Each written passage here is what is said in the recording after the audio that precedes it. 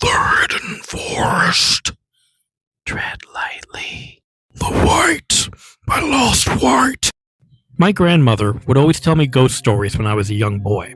She would tell me why I would always wake up at 3 a.m. with a heavy weight on my chest, or why I would hear the walls creak in the winter.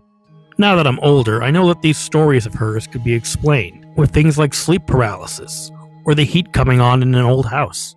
But there is one story she told me that I have yet to debunk.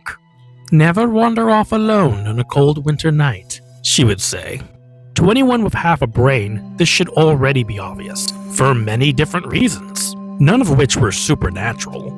However, when she continued with her cautionary tale, the consequences were not what you might have expected. For if you stray away from your family and friends, you will fall victim to the snow, and he will find you.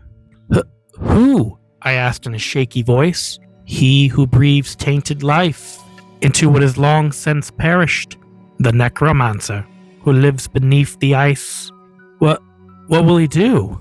What he does is unspeakably horrific, she said, her mouth twisting into a sinister grin.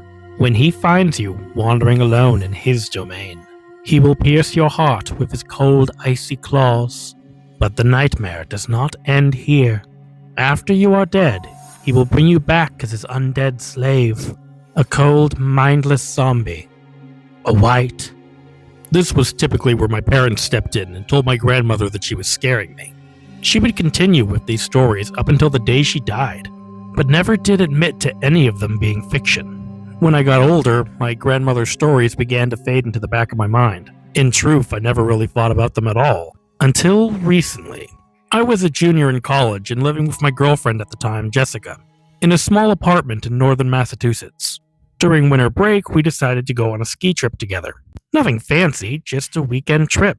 As we were packing the last of our gear in the car, my girlfriend hesitated for a moment. Is everything okay? I asked, thinking that maybe she was having second thoughts. Yeah, I'm fine, she said. It's just, someone said something really weird to me in class the other day, and it's just been bugging me. I turned to her after making sure the last of our belongings were safe in the trunk. Can you tell me what? I'm sure it's nothing to worry about. She looked up. They told me those mountains are haunted by a girl who died there a couple of years ago.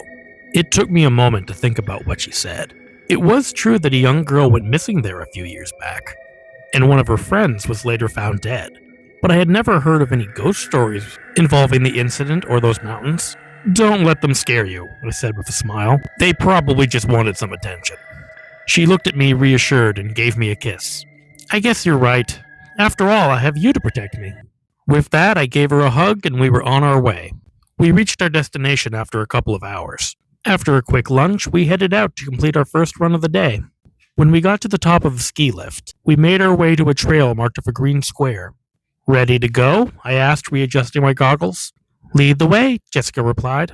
Just stop halfway down in case I fall behind. The trail wasn't challenging at all, but I figured we might have wanted to start off easy. After all, neither of us have skied in over 2 years, so I was convinced that we would be rusty.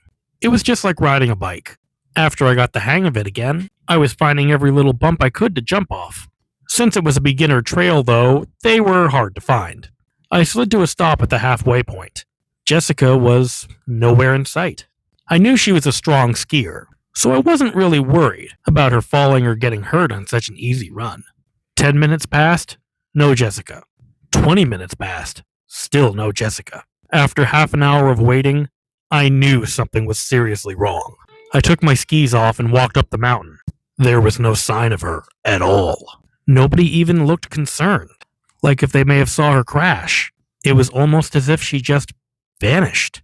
With no luck, I put my skis back on and returned to the lodge. I told the staff what had happened, but even with hours of searching, even they couldn't find her. I felt like I was living a bad dream. This was the kind of thing that only happened in movies, but never in real life. Before it got too dark, I decided to try my luck and search the woods near the lodge. Jessica! I yelled. Jessica, where are you? No answer. I was blinded by my determination, and before I knew it, I was so deep into the snow and trees that I had no idea how to get back. It started to get dark. I was scared, not only for what might have happened to my girlfriend, but for myself. I was lost in the woods at night during the winter. I was an adult and taught to believe in logic, but for some reason, I couldn't get my dead grandmother's voice out of my head. Never wander off alone on a cold winter's night. For if you stray from your family and friends, you will fall victim to the snow, and he will find you. I felt like I was going insane. Why was I so scared of this made-up creature? More than something that made sense, like lack of food or wild animal. All of a sudden, I heard a soft voice that brought me back to reality.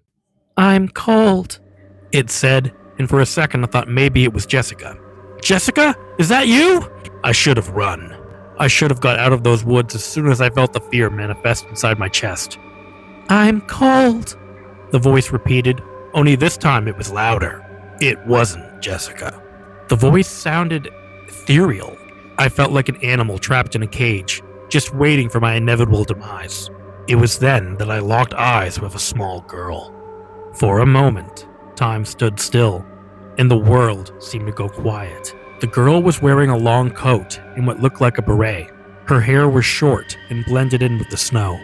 What shook me to my core, though, were her eyes. They were nothing but black sockets with glowing blue orbs in the middle. If it wasn't for the eerie blue light they emitted, I would never have seen the body crumpled into a heap in front of her.